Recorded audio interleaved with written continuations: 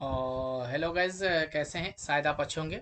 Guys, आज मैं आप लोग के सामने क्लास 10th के लिए इंग्लिश ग्रामर जो है वो मैं लेके आया हूँ। तो गाइज, सभी लोग जल्दी से मेरे क्लास में आ जाएं, क्योंकि आज जो क्लास है बिल्कुल रोचक होने वाली है। ऑलरेडी मैंने आप लोग के लिए क्लास 10th के लिए पास्ट ऑफ स्पीच जो है वह मैंने क्लियर कर रखा है। आज मैं आप लोगों को पढ़ाऊंगा क्या? तो काइंड्स ऑफ नाउन, क्योंकि काइंड्स ऑफ नाउन जो है बिल्कुल इंपॉर्टेंट है। ये एग्जाम में इससे एग्जाम्पल के तौर पे क्वेश्चन बार बार रिपीट हो चुके हैं। तो चलिए गाइज, मैं स्टार्ट करता हूँ आज का वीडियो। तो गाइज, अगर पहली बार इस चैनल पे विजिट कर रहे हैं तो इस चैनल को सब्सक्राइब कर ले और साथ में बेल आइकन को जरूर दबा ले, क्योंकि हमारी आने वाली पहली नोटिफिकेशन है वो आपके पास पहुंचे और सबसे पहले मेरे आप लाइव क्लास में शामिल हो सके। तो गाइज, सब्सक्राइब कैसे करना है? तो आपकी मेरे वीडियो को जस्ट नीचे जो है वो लाल कलर का लिखा होगा सब्सक्राइब, तो लाल कलर वाले बटन को जरूर दबा दें तो सब्सक्राइब हो जाएगा। और साथ में उसके साथ एक बगल में आएगा घंटी का चिन्ह, तो घंटी के बटन को जरूर प्रेस कर दीजिएगा, क्योंकि हमारी आने वाली जो नोटिफिकेशन जो होगी वो आपके पास पहुंच जाएगी। तो हमें सबसे पहले आज पढ़ना है क्या? तो काइंड्स ऑफ नाउन। क्या पढ़ना है हमें? तो काइंड्स ऑफ नाउन पढ़ना है। काइंड्स ऑफ नाउन यानी कि काइंड्स ऑफ नाउन को इंग्लिश में हम बोलते हैं काइंड्स ऑफ नाउन, हिंदी में क्या बोलते हैं? यानी कि संज्ञा के प्रकार। अब संज्ञा के कितने प्रकार होते हैं, ठीक है, इस चीज को जानेंगे हम। तो काइंड्स ऑफ नाउन के बारे में तो हमने जाना कि काइंड्स ऑफ नाउन क्या होते हैं, यानी संज्ञा के कितने प्रकार होते हैं। तो काइंड्स ऑफ नाउन होते हैं मेरे 5। काइंड्स ऑफ नाउन को कितने भागों में वर्गीकृत किया गया है, यानी कितने भागों में बांटा गया है? तो इसे 5 भागों में बांटा गया है। ठीक है, ठीक है, कितने भागों में बांटा गया है? तो 5 भागों में बांटा गया है। अब कौन कौन से होते हैं तो मैं आप लोग को बता दूं। पहला होता है मेरा proper noun. Okay, proper noun. उसके बाद सेकंड में होता है कॉमन नाउन। आप लोगों को राइटिंग समझ में आ रही है? यस, चलिए। उसके बाद तीसरा होता है कलेक्टिव नाउन। ओके, चौथा क्या होता है हम लोग का? Material noun. Material, M A, material noun. Okay, और पांचवा मेरा क्या होता है? Abstract noun. Abstract noun. Okay, संज्ञा के 5 प्रकार होंगे। कौन कौन से मेरे हो गए? तो यानी कि प्रोपर नाउन, ठीक है, दूसरा कॉमन नाउन, तीसरा होता है कलेक्टिव नाउन, चौथा होता है मेटेरियल नाउन और पांचवा होता है अब्स्ट्रैक्ट नाउन। अब आप लोगों को बोलूं कि अब इसकी हिंदी में क्या क्या होते हैं भाई, तो आप बता दोगे? अब बता दोगे इसके हिंदी क्या क्या होते हैं? प्रोपर नाउन के, कॉमन नाउन के, कलेक्टिव नाउन के, मेटेरियल नाउन के, अब्स्ट्रैक्ट नाउन के। तो यस, एकदम बिल्कुल आसान है। इसे हम बोलते हैं व्यक्तिवाचक संज्ञा। व्यक्तिवाचक संज्ञा। ओके, क्योंकि बहुत दिनों से आप लोगों की रिक्वायरमेंट थी कि सर आप इंग्लिश भी पढ़ा दो, तो मैंने सोचा कि चल क्यों ना आप लोगों को मैं इंग्लिश शुरू से ही पढ़ा दूं। ठीक है, चलो। और हम लोग की जो लाइव क्लास है वो चलती ही रहेगी। जातिवाचक, ठीक है, संज्ञा। उसके बाद दूसरा होता है समूहवाचक संज्ञा। समूहवाचक संज्ञा, ठीक है। पांचवा क्या होता है मटेरियल नाउन के? द्रव्य, द्रव्यवाचक संज्ञा।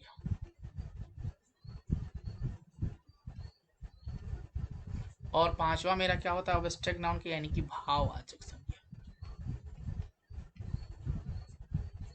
वाचक संज्ञा।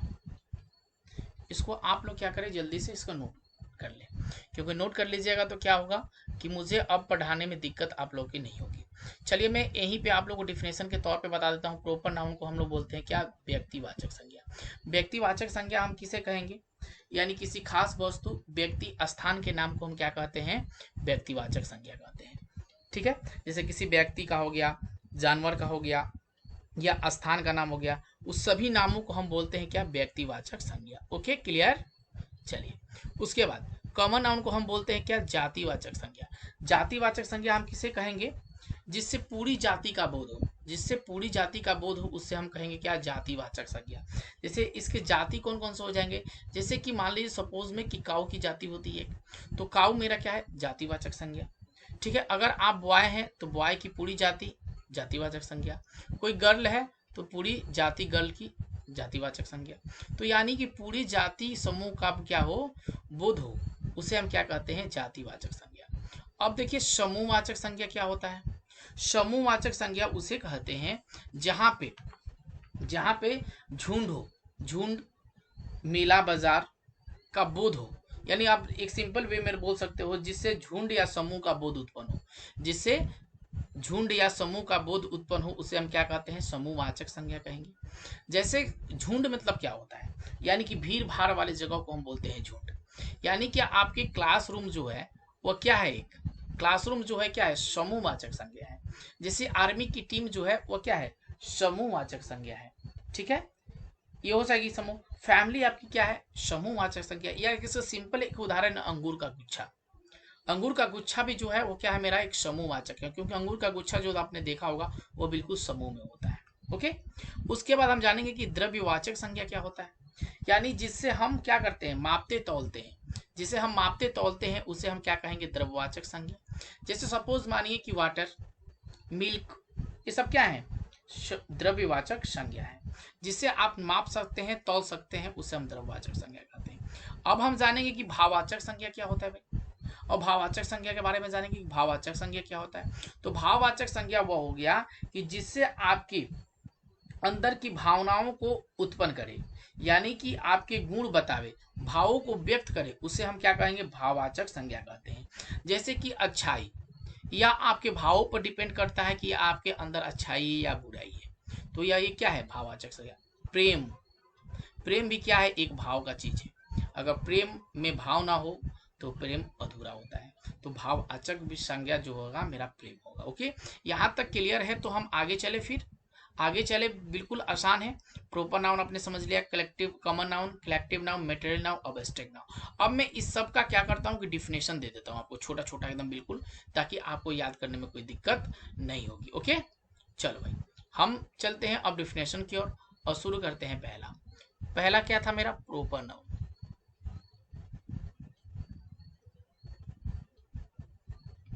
प्रोपर नाउन, तो प्रोपर नाउन को पहले हम क्या करते हैं कि इसको हम पहले इंग्लिश में लिख लेते हैं, तब हम हिंदी में इसका डिफिनेशन कर देंगे। ओके, कोई दिक्कत नहीं होगी। चलो भाई, तो हम लिखे यहाँ पे, a proper noun is the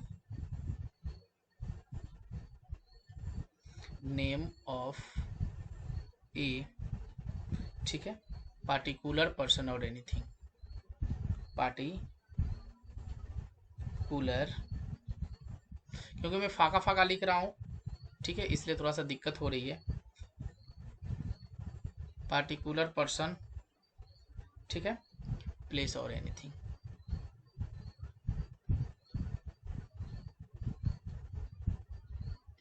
anything ऐसे भी लिख सकता हूँ, तो ऐसे लिख दूँ क्या आप लोगों को, थोड़ा सा ये होगा, ठीक है, थोड़ी सी दिक्कत नहीं होगी, बट क्या हो जाएगी, थोड़ी सी राइटिंग नहीं समझ में आ जाए आप लोग ना आए। चलो एक बार मैं कोशिश करूंगा, अगर समझ में आ जाता है तो ठीक है। ठीक है, व्यक्तिवाचक संज्ञा, इसे हम क्या बोलते हैं, व्यक्तिवाचक संज्ञा। अब व्यक्तिवाचक संज्ञा किसे कहते हैं, तो यहाँ लिख सकते हैं आप, जिससे खास वस्तु व्यक्ति, जिससे खास वस्तु व्यक्ति का बोध हो,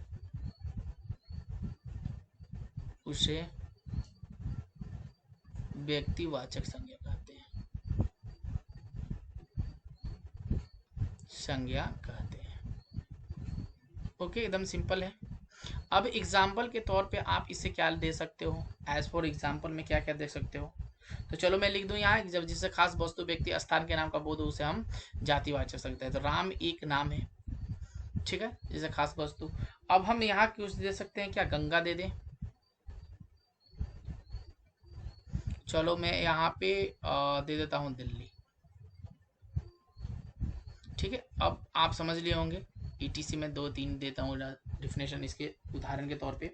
ठीक है। जैसे खास वस्तु व्यक्ति स्थान के नाम का बोध हो उसे हम क्या बोल सकते हैं, जातिवाचक संज्ञा कहते हैं। जैसे राम, श्याम, सीता, गीता, मीता, ठीक है, गंगा, यमुना, सरस्वती, दिल्ली, पटना, गुजरात, महाराष्ट्र यहाँ दे सकते हो। ठीक है, आप यहाँ जनवरी, फरवरी, मार्च भी दे सकते हो। चलो मैं यहाँ पे दे देता हूँ जनवरी, ताकि आपको क्या हो, दिक्कत नहीं होगी। जनवरी दे दिया मैं। चलो ठीक है, यहाँ मार्च दे दूँ, मार्च क्या देना है, जनवरी, फरवरी दे सकते हो, संडे मंडे दे सकते हो। ठीक है, ये सब ईटीसी बहुत सारे हो सकते हैं, यहाँ नाम बहुत सारे दे सकते हो। तो ये सब क्या है, मेरे प्रॉपर नाउन हो गए। ठीक है, अब हम सेकंड पे चलेंगे, क्या, कॉमन नाउन पे। कॉमन नाउन का डिफिनेशन जानेंगे हम सबसे पहले कि कॉमन नाउन क्या होता है भाई। 2 नंबर बचा मेरा, क्या, कॉमन नाउन। कॉमन नाउन ऐसे समझ में आ रहा है आपको, अब कोई दिक्कत नहीं होगी, अब नहीं होगी ना। चलो भाई, तो कॉमन नाउन को मैं लिखता हूँ definition. A common noun is the is थोड़ा सा सीधा नहीं हो रहा है ना, हाँ, name given in common to every person, ठीक है, और एनीथिंग। ठीक है, सिंपल वे में ऐसे आप समझ लोगे, कोई दिक्कत नहीं होगी। अब इसको हिंदी में हम कैसे डिफिनेशन देंगे भाई, यानी इसको हम बोलते हैं क्या, जातिवाचक संज्ञा। क्या बोलते हैं इसको हम, जातिवाचक संज्ञा।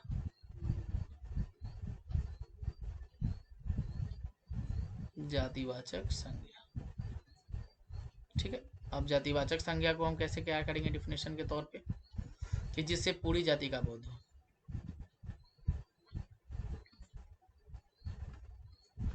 जिससे पूरी जाति का बोध हो,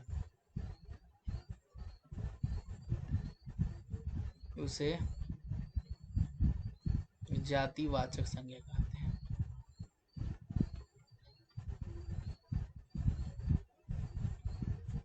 जातिवाचक संज्ञा कहते हैं, ओके।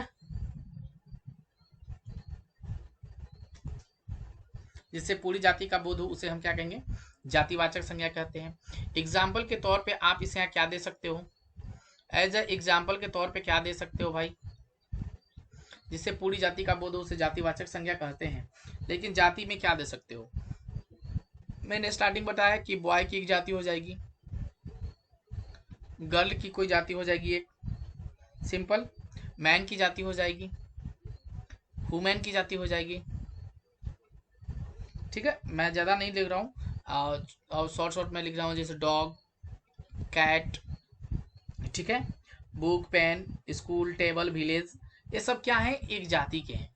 स्कूल भी क्या, एक जातिवाचक संज्ञा के तौर पे आएगा ना, पेन भी एक जातिवाचक संज्ञा पे आएगा, बुक भी एक जातिवाचक संज्ञा आएगा।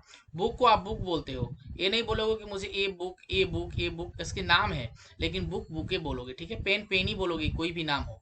ठीक है, स्कूल को स्कूल बोलोगे, कोई भी नाम हो। तो ये सब जातिवाचक के अंतर्गत आएंगे। ठीक है, तो boys, girl, man, women, dog, cat, school, pen, book, ETC. आप थोड़ा सा भी, इतना भी आप याद रखोगे तो आगे चल के कोई भी आपको दिक्कत नहीं होगी। कॉमन नाउन के बाद आपको तीसरा क्या आ जाएगा भाई, तीसरा हमें क्या जानना है भाई, कॉमन नाउन के बाद तीसरा में, अब आपको यहाँ में एक दो चीज बताया, एक क्या बताया था मैंने आपको, प्रॉपर नाउन, एक बताया क्या, proper noun, NOUN, sorry, noun, एक मैंने बताया था आपको कॉमन नाउन। अब आपको क्या करना है, इन दोनों में डिफरेंट देखना है, कि मैं यहाँ पे आपको देता हूँ 2-4 नाम। ठीक है, आप मुझे बता सकते हो क्या कि अब कौन सा नाउन है, प्रॉपर नाउन है या कॉमन नाउन है, बोलूँ मैं। चलो, प्रॉपर नाउन में मैं 4-5-6 देता हूँ, यहाँ से आप चुन के बता दोगे मुझे। चलो मैं यहाँ लिखता हूँ, अगर सोहन, बॉय, डॉग, ठीक है, अब राम, ठीक है, मोती, सीता, विलेज, ठीक है, उसके बाद रामपुर, ठीक है, उसके बाद मैं यहाँ दे दूँ कंट्री, ठीक है, उसके बाद यहाँ दे दूँ मैं रिवर, ठीक है, उसके बाद यहाँ दे दूँ मैं दिल्ली, यहाँ पे मैं दे देता हूँ यमुना। अब आप मुझे बताओ कि इसमें से कौन कौन से कॉमन नाउन है। ठीक है, इसमें से आपको बताने हैं कि कौन कौन से कॉमन नाउन होंगे। जैसे कि मान लीजिए सपोज कि सोहन क्या है मेरा, प्रॉपर नाउन है या कॉमन नाउन। वाई मेरा क्या है, कॉमन नाउन या प्रॉपर नाउन। डॉग मेरा क्या है, प्रॉपर नाउन या कॉमन नाउन। राम क्या है, मोती क्या है, सीता क्या है, विलेज क्या है, रामपुर क्या है, कंट्री क्या है, रिवर क्या है, दिल्ली क्या है और यमुना क्या है। तो ऐसे एग्जाम्पल के तौर पे आप मुझे दे सकते हो इसका आंसर। सिर्फ कॉमन नाउन में आपको बताना है। तो जैसे कि आप कॉमन नाउन, तो ये तो सोहन नाम बोल रहा है ना भाई, जैसे खास वस्तु व्यक्ति का स्थान का नाम उसे हम प्रॉपर नाउन कहते हैं, तो प्रॉपर नाउन हुआ। लेकिन बॉयज जो है वो क्या हो जाएगा मेरा, कॉमन नाउन। तो आप यहाँ दे दो बॉय में कॉमन नाउन। अब डॉग भी मेरा क्या है भाई, प्रॉपर नाउन, क्योंकि एक जाति का बोध बोले तो डॉग यहाँ दे दो। ठीक है, यहाँ पे दिया है राम, मोती और सीता। अब इसमें से बोला जाए आपको कि कौन कौन से प्रॉपर नाउन है, कौन कौन से कॉमन नाउन है। तो ये तो तीनों आपको फर्क दिख रहा है ना कि ये तीनों नाम है। तो यह मेरा क्या है, टोटल प्रॉपर नाउन है। ये क्या है मेरे, प्रॉपर नाउन है। अब इसमें बोला जाए विलेज और रामपुर में, तो विलेज आपका गांव है, तो विलेज जो है वो ऑब्वियस है कि विलेज जो है वो मेरा क्या हो जाएगा, कॉमन नाउन हो जाएगा। विलेज क्या हो जाएगा मेरा, कॉमन नाउन जो गांव होता है, ये समूह का होता है, ये समूह का एक गांव बना बना होता है ना, इसलिए विलेज क्या हो जाएगा, कॉमन नाउन। और रामपुर जो है वो मेरा क्या हो जाएगा, प्रॉपर नाउन। ठीक है, तो वैसे करके आप मुझे इसके कंट्री के, रिवर के, दिल्ली और यमुना के बता दो। ठीक है, ओके। फिर हम आगे चले क्या, आगे फिर हम देखते हैं, आगे देखते हैं हम लोग फिर। चलो, प्रॉपर नाउन तो हो गया, कॉमन नाउन हो गया। अब हम चलेंगे किस पे, कलेक्टिव नाउन पे, कि कलेक्टिव नाउन किसे कहते हैं। हम बिल्कुल सिंपल वे में इसको हम क्या करेंगे, लिखेंगे। और आप ईमानदारी से इसको थोड़ा सा जरूर याद कर लीजिएगा, क्योंकि टीचर सिर्फ आपको मार्गदर्शन देता है, चलना आपको होता है। तो थोड़ा सा चलने में तकलीफ होती है, चलेगा वही, गिरेगा वही, संभलेगा वही, तभी तो कुछ करेगा। तो इसलिए चलना, गिरना, फिर गिर के उठना, ये स्टूडेंट की पहचान होती है। तो बस टीचर एज अ मार्गदर्शन, आपको मैं मार्ग दे सकता हूँ, दर्शन करा सकता हूँ मार्ग को, चलना तो आपको है। अगर मैं बोलूँ कि आप सीधे राह पकड़ के जाना, आगे जाओगे तो कुआं मिलेगा, वहां से आप बाएं मुड़ जाना। अब आप क्या किए, चलो भाई सर ने तो बोला था बाएं मुड़ जाना, अरे देखते हैं क्या होता है, तो जाओगे तो कहाँ गिरोगे भाई, कुएं में गिरोगे। तो इसलिए मैं आपको बोलता हूँ कि थोड़ा सा बेटा मेहनत करना, क्योंकि जितना मैं मेहनत आपके पीछे करता हूँ, तो थोड़ा सा आप भी मेहनत कर लोगे तो भाई कुछ कर जाओगे अपने जीवन में। ठीक है, तो हम तीसरे पे चलेंगे क्या, कलेक्टिव नाउन पे। अब कलेक्टिव नाउन होता क्या है, इस चीज को देखेंगे।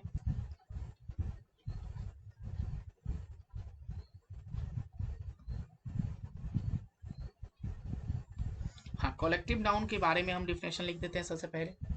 तो लिखो भाई,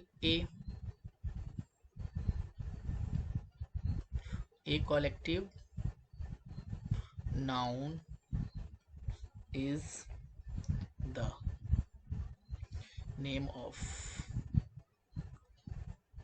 ऑफ ग्रुप। ठीक है, ग्रुप ऑफ और, हाँ, ग्रुप और असेंबल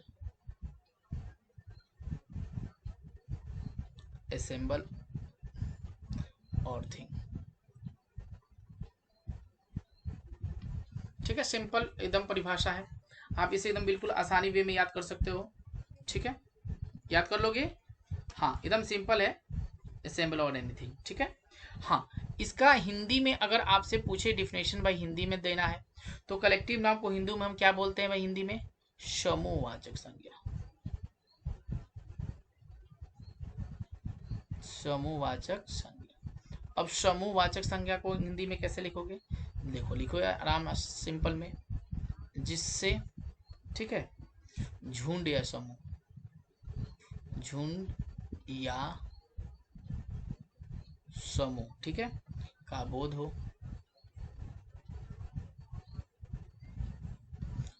हो, उसे हम क्या कहते हैं,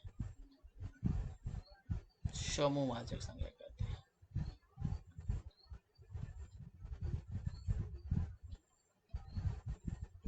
संज्ञा कहते हैं। अब एज फॉर एग्जाम्पल भाई आपको देना है। अब तो एग्जाम्पल के बिना काम नहीं चलेगा ना, नहीं चलेगा, बिल्कुल नहीं चलेगा। तो एज फॉर एग्जाम्पल के तौर पे क्या दे सकते हो आप, जैसे डिफिनेशन से ही आपको पता लग रहा है कि a collective noun is the name of group और ए सिंबल और थिंग, यानी जिससे समूह झुंड का बोध हो उसे हम क्या कह देंगे, समूहवाचक संज्ञा कहेंगे। जैसे के लिए आप क्या क्या दे सकते हो बताओ। आप समूह किस में है, आप सबसे पहले क्लास, अभी आप क्लास कर रहे हो तो क्लास मेरा क्या है, एक समूहवाचक संज्ञा है। समूह के बाद क्लास के बाद आप कहाँ जाओगे भाई, सिंपल बात है कि आप कहाँ हो, तो फैमिली में हो, तो फैमिली आपकी क्या हो जाएगी, समूहवाचक संज्ञा हो जाएगी, यानी कलेक्टिव नाउन हो जाएगी। अब समूह के बाद फैमिली के बाद आप जहां जाते हो स्कूल, तो स्कूल भी मेरा क्या हो जाएगा, एक समूहवाचक संज्ञा हो जाएगा। ठीक है, उसके बाद आप यहाँ दे सकते हो बंच। बंच मीन्स क्या होता है, गुच्छा होता है। बंच मीन्स क्या होता है, गुच्छा होता है, अंगूर का गुच्छा मान सकते हो। आर्मी की टीम जो होती है वो अकेले नहीं होती, कभी आर्मी अकेला नहीं होता, तो उसकी भी टीम होती है। ठीक, टीम में बोल रहा हूँ तो टीम भी मुझे याद आ गया, टीम मीन्स होता है दल। टीम मीन्स क्या होता है, दल। जैसे कि आप इंडियन क्रिकेट टीम देखे हो, तो इंडियन क्रिकेट टीम के सदस्य कितने होते हैं, 15 से 20 सदस्य हो गए, तो वो टीम जाएगी तो एक साथ ही जाएगी, एक अलग अलग नहीं जाएगी। तो ये टीम भी हो सकता है। ठीक है, और एक आप लिख लो मूव। मूव मीन्स होता है क्या, भीड़। ठीक है, तो ये सब क्या है, कलेक्टिव नाउन के उदाहरण। तो बिल्कुल क्लियर है, कोई दिक्कत इसमें नहीं है, कोई भी दिक्कत नहीं होगी। कोई भी दिक्कत होगी तो आप कमेंट बॉक्स में जरूर मुझे कमेंट कर दीजिए। ओके, चलो अब चौथा पार्ट हम देखेंगे। चौथा पार्ट मेरा क्या है, बिल्कुल सिंपल है, मेटेरियल नाउन। ठीक है, चौथा नंबर क्या है मेरे पास, मेटेरियल नाउन।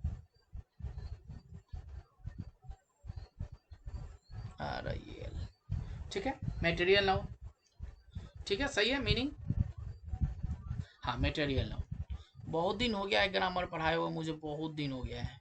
मैं ग्रामर नहीं पढ़ा था, किसी टीचर को मैंने रखा था ग्रामर, मेरे ऑफलाइन कोचिंग में पढ़ाते हैं, तो बहुत दिन हो गया है, तो थोड़ा सा दिक्कत आ रही है। हाँ, थोड़ा बहुत दिक्कत आ रही है।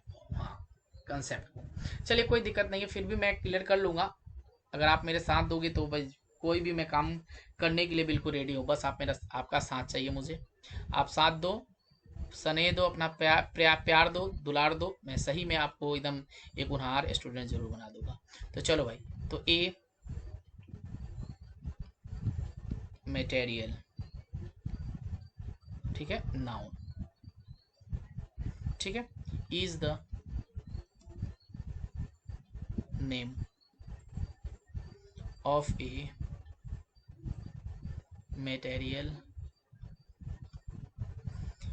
मटेरियल सब्सटेंस,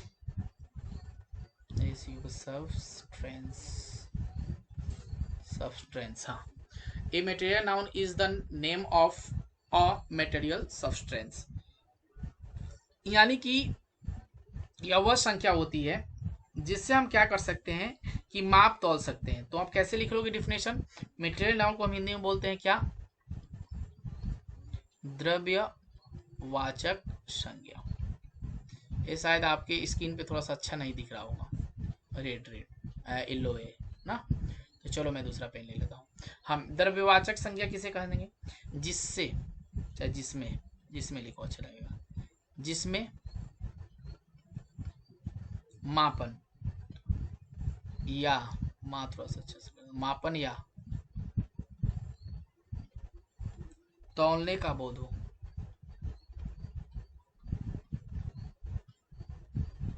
हो, उसे हम क्या कहेंगे, द्रव्यवाचक संज्ञा। उसे द्रव्यवाचक संज्ञा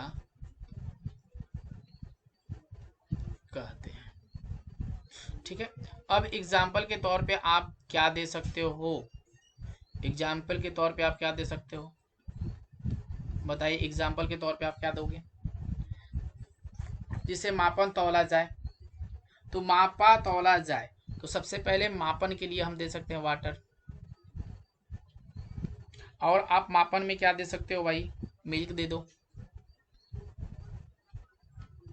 ठीक है, ऑयल दे दो, घी दे दो, बटर दे दो, टी दे दो, ये सब हो जाएंगे। अब आपको तौलने में क्या दे सकते हैं बताइए? पल्स दे दे क्या? दाल। पल्स मिस होता है, दाल दे देते हैं, राइस दे देते हैं। ठीक है, शुगर दे दे, शुगर। अरे यार, शुगर चीनी। हाँ, यहाँ बहुत सारा दे सकते हो, गोल्ड दे सकते हो, सिल्वर दे सकते हो। ठीक है, ईटीसी बहुत सारे आप मापन तौलन जिससे जाए उसे हम क्या कर सकते हैं? मटेरियल नाम कर सकते हैं। ओके, अब आखिरी हम लोग पॉइंट पे चलेंगे, यानी कि पांचवा पॉइंट मेरा क्या होगा, इस चीज को हम लोग करेंगे ना, पांचवा पॉइंट, यानी आखिरी जो है इसे हम जान लेंगे कि इसे हम बोलते हैं मटेरियल नाउन। ये तो मेरा खत्म। अब मेरा बचा एक लास्ट में अब्स्ट्रैक्ट नाउन। अब्स्ट्रैक्ट नाउन के बारे में थोड़ा सा जानेंगे हम कि अब्स्ट्रैक्ट नाउन होता क्या है। उसके बाद मैं आप लोगों को एक बताऊंगा मॉडल क्लासिफिकेशन ऑफ नाउन, इसके बारे में हम लोग जानेंगे। चलो पहले इसको जान लेते हैं, अब्स्ट्रैक्ट नाउन, क्योंकि मॉडल क्लासिफिकेशन जो है वो बिल्कुल मस्ट है। नाउन, अब्स्ट्रैक्ट नाउन, इसे हम बोल सकते हैं कि an abstract noun. Abstract noun is the an abstract noun is so the quality,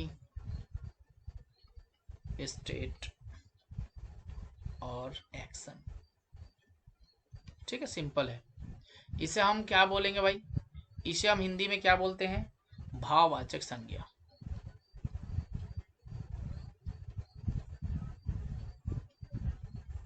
भाववाचक संज्ञा, भाववाचक संज्ञा किसे कह देंगे कि जो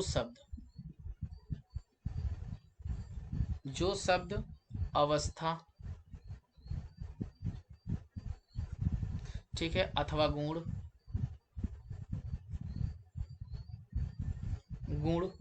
बतावे, अवस्था या गुण बतावे या भाव को व्यक्त करे, या भावों को व्यक्त करे, उसे हम क्या कहेंगे? भाववाचक संज्ञा। भाववाचक संज्ञा कहते हैं।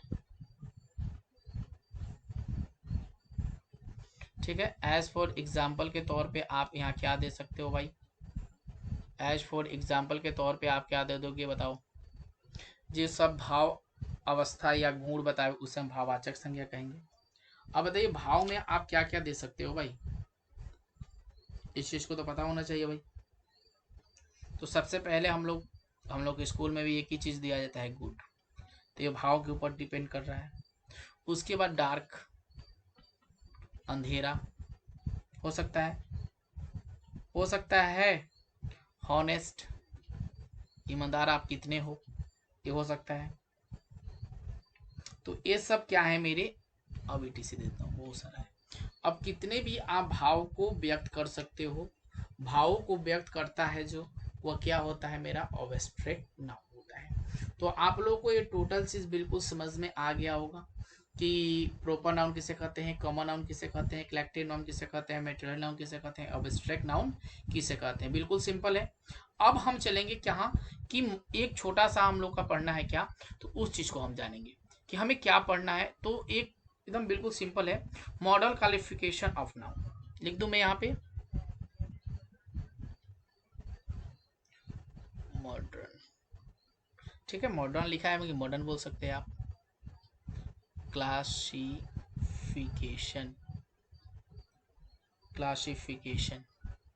हाँ, क्लासिफिकेशन ऑफ अ नाउन।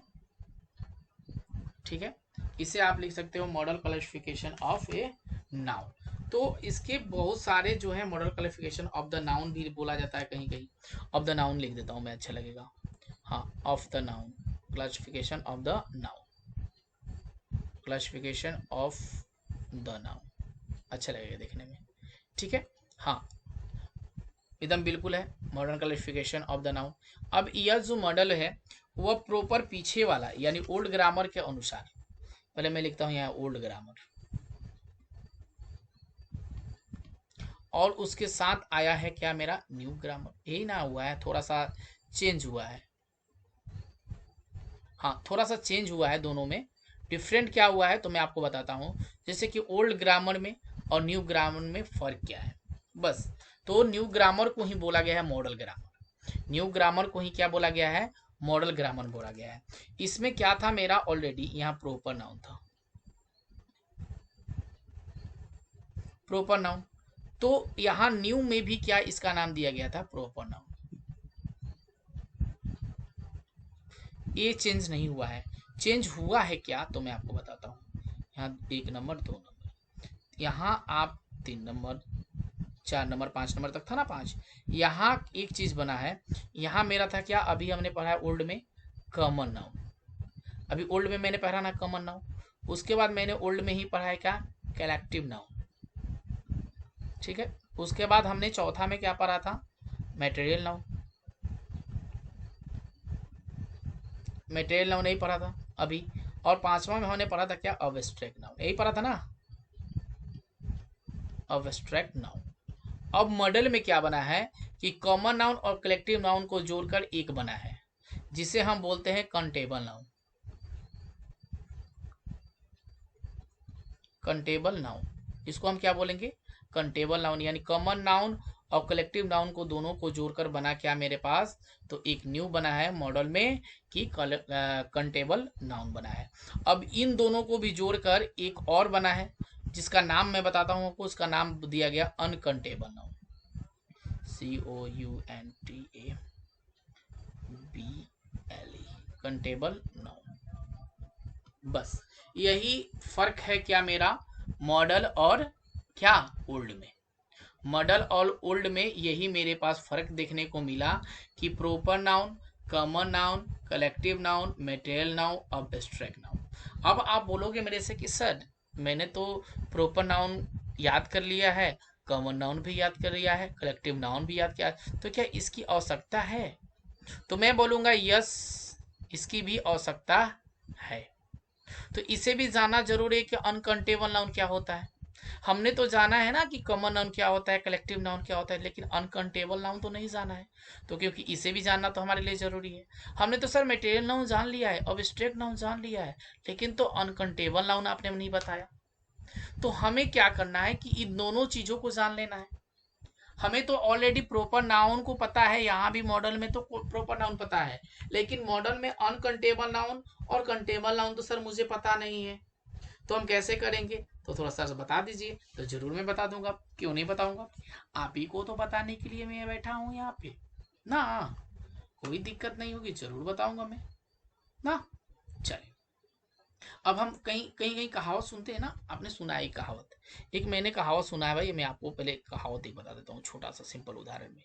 कि बोला जाता है कि पेट्रोल पंप पे, हाँ पेट्रोल पंप पे, हाँ पेट्रोल पंप पे विस्फोटक सामान को नहीं ले जाते हैं। विस्फोटक सामान, विस्फोटक सामान को हम क्या करते हैं, नहीं लेके जाते हैं। क्यों लेके नहीं जाते हैं, क्योंकि नहीं लेके जाते हैं क्योंकि आग पकड़ लेगी। जब पेट्रोल पंप पे आप पेट्रोल के पास आप विस्फोटक सामान को लेके जाओगे, तो ऑब्वियस है कि आग लग जाएगी, लगेगी भाई। तो आग कहाँ पे लगेगी, आप अक्सर देखे होंगे, अक्सर आप देखे होंगे कि जब बाइक सवार, एक बाइक सवार अपनी पत्नी को बैठा के सॉरी, मैं थोड़ा सा मुझे याद आ गया, अपनी पत्नी को बैठा कर लेके जाता है भाई, तो क्या करता है, पेट्रोल पंप जब तेल लेने जाता है तो उसे वहीं उतार देता है, भाई आप उतर जाओ मैं तेल लेके आता हूँ। तो इसलिए औरत को वो बैठा के नहीं ले जाता है, क्योंकि वह विस्फोटक सामान है। ठीक है, तो थोड़ा सा मैंने मजाक कर लिया। चलिए हम थोड़ा आगे चलेंगे कंटेबल नाउन की ओर, और देखेंगे हम वहाँ से। ठीक है, थोड़ा सा मॉडल के बारे में ज़रूर जानेंगे, कि मॉडल क्वालिफिकेशन के बारे में जानेंगे, कंटेबल नाउन अनकंटेबल नाउन के बारे में तो हमें जानना है। हाँ, तो चलो हम डायरेक्ट चलेंगे क्या, कंटेबल नाउन पे, यानी पार्ट 2 पे। 1 तो हमें पता था, तो हमें कंटेबल नाउन पे जाना है। ठीक है, कंटेबल नाउन, बस कंटेबल नाउन के बारे में जानेंगे कि इसे हम हिंदी में बोलते हैं क्या, गण्य संख्या। ठीक है, गण्य संज्ञा बोलेंगे इसे। ठीक है, जिसे आप क्या कर सकते हो, यह गणनीय संख्या उसे बोल सकते हैं जो आप आवश्यकता पड़ने पर इसे आप यूज कर सकते हो। ठीक है, यानी इसे आप काउंट कर सकते हो। जिसे आप काउंट कर सकते हो उसे हम क्या बोलेंगे, गणनीय संख्या। जैसे के लिए आप इसमें उदाहरण के तौर पे या पहले इंग्लिश में डिफिनेशन लिख लीजिए कि ए कंटेबल नाउन, ठीक है, simple, is the name, okay, is the name of the thing, is the name of the things, ठीक है, is the name of thing which can be counted,